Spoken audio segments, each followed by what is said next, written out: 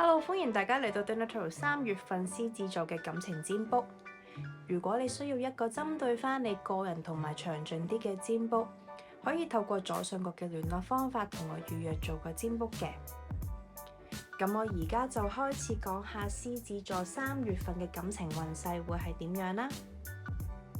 咁有啲獅子座最近身邊係有一個對象，我會覺得你哋已經發展咗一段時間，你內心其實係想正式同對方喺埋一齊，但係問題係對方仲喺觀察嘅階段啊，而且我會覺得呢個人推進感情嘅速度係比較慢，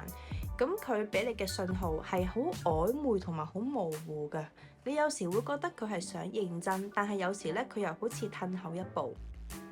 咁成段關係嘅感覺就係你已經係付出咗好多，你為呢一段關係係好似撐住要忍住，甚至係開始有啲攰。咁但係你有時又會覺得只要再堅持一下，可能會有回報。咁但係要小心啦，3月嘅時候，可能因為你已經抑壓咗自己嘅感受一段時間，去到某一刻你會忍唔住爆發啊！咁呢一種情緒嘅爆發，可能係會引起一啲嘅爭執角力，甚至係變成邊個啱邊個錯嘅問題。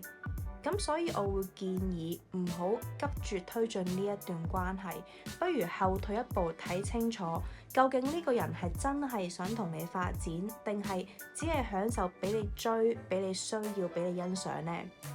咁同埋，如果你而家好急住係想定落嚟，想確立關係呢，我會覺得今個月你係比較容易會失望㗎。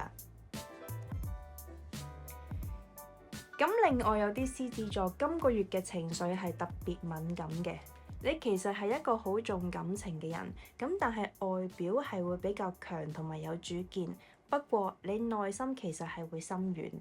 咁今個月可能會有一個舊人，咁可能係一個曾經拍過拖、曖昧過，又或者係一個你一直都放唔低嘅人，喺呢個時候會重新出現同你聯絡，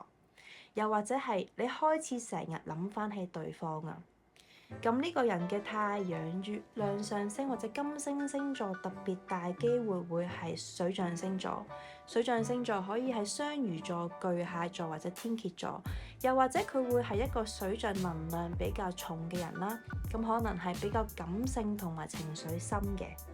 咁我會覺得對方可能係會嘗試同你示好，又或者你會對佢重新有感覺。但係要提醒你啦，你3月嘅情緒好容易係會俾回憶牽動啊，而且未必每一個翻轉頭嘅人都係適合再試一次嘅。咁獅子座嘅占卜就去到呢度啦，我哋下個月再見啦，拜拜。